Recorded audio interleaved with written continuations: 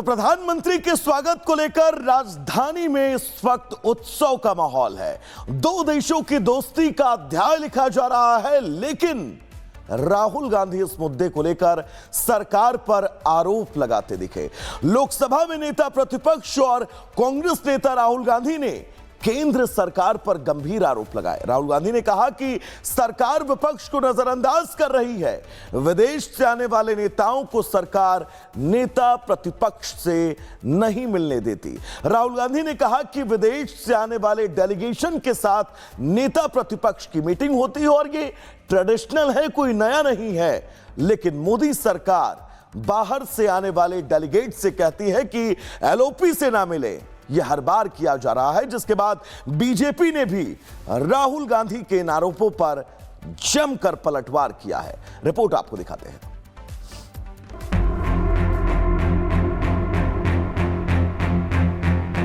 जो foreign dignitaries आते हैं तो सरकार उनको सजेस्ट करती है कि एलओपी से नहीं मिलना चाहिए। ये इनसिक्योरिटी हो सकती है और क्या हो सकती है। देश के प्रति उनकी भावना भी काफी क्वेश्चनेबल है। रूसी राष्ट्रपति पुतिन अपने 2 दिन के भारत दौरे पर आ चुके हैं। माना जा रहा है कि पुतिन इस दौरे में कई ऐसी डिफेंस डील करेंगे जिससे भारत सुरक्षित बनेगा। लेकिन विपक्ष पुतिन के दौरे पर भी सियासत करने से बाज नहीं आ रहा। लोकसभा में नेता विपक्ष राहुल गांधी ने पुतिन दौरे को लेकर ऐसा बयान दिया जिस पर विवाद शुरू हो गया है। हिंदुस्तान को हम भी रिप्रेजेंट करते हैं। हाँ? सिर्फ सरकार नहीं रिप्रेजेंट करती है। तो सरकार नहीं चाहती कि ऑपोजिशन के लोग बाहर के लोगों से मिले। नेता विपक्ष महोदय ने बकायदा पूर्व प्रधानमंत्री अटल बिहारी वाजपेयी के कार्यकाल का हवाला दिया और कहा कि उनके समय में विपक्ष को फॉरेन डेलीगेशन से मिलने दिया जाता था, लेकिन अब परंपरा बदल गई है। नॉर्मली ट्रेडिशन होता है कि एलओपी के साथ जो भी बाहर से आते हैं उनकी मीटिंग होती है। ये वाजपेयी जी के टाइम होता था, मनमोहन सिंह जी के टाइम होता था, ये ट्रेडिशन रहा है। बट आजकल क्या होता है कि जो फॉरेन डिग्नेटरीज आते हैं या जब मैं कहीं बाहर जाता हूं तो सरकार उनको सजेस्ट करती है कि एलओपी से नहीं मिलना चाहिए।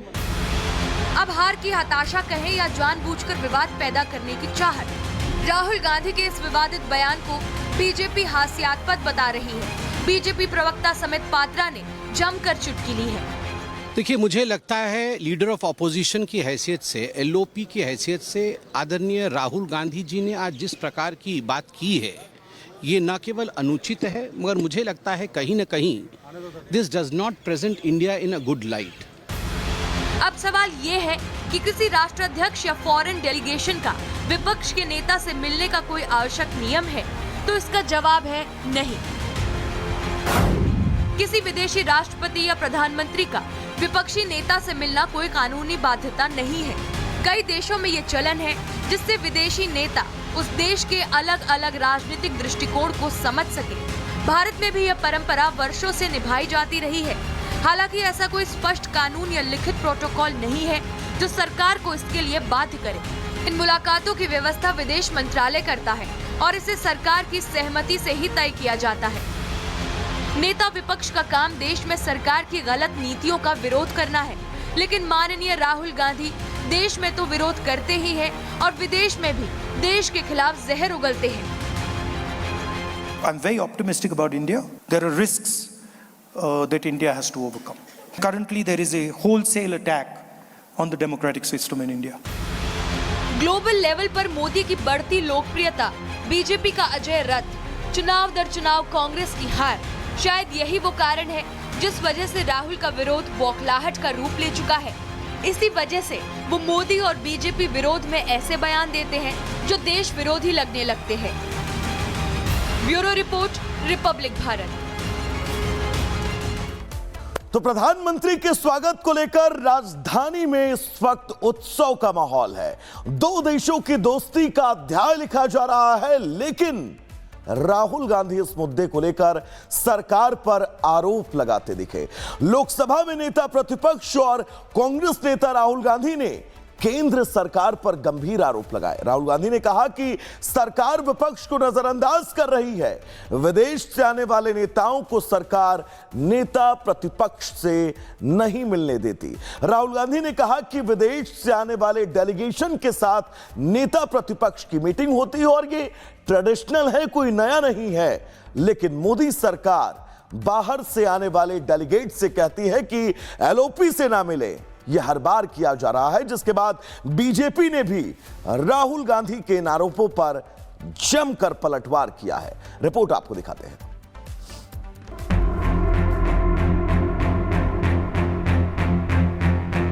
जो फॉरेन डिग्नेटरीज आते हैं तो सरकार उनको सजेस्ट करती है कि एलओपी से नहीं मिलना चाहिए। ये इनसिक्योरिटी हो सकती है और क्या हो सकता है? देश के प्रति उनकी भावना भी काफी क्वेश्चनेबल है।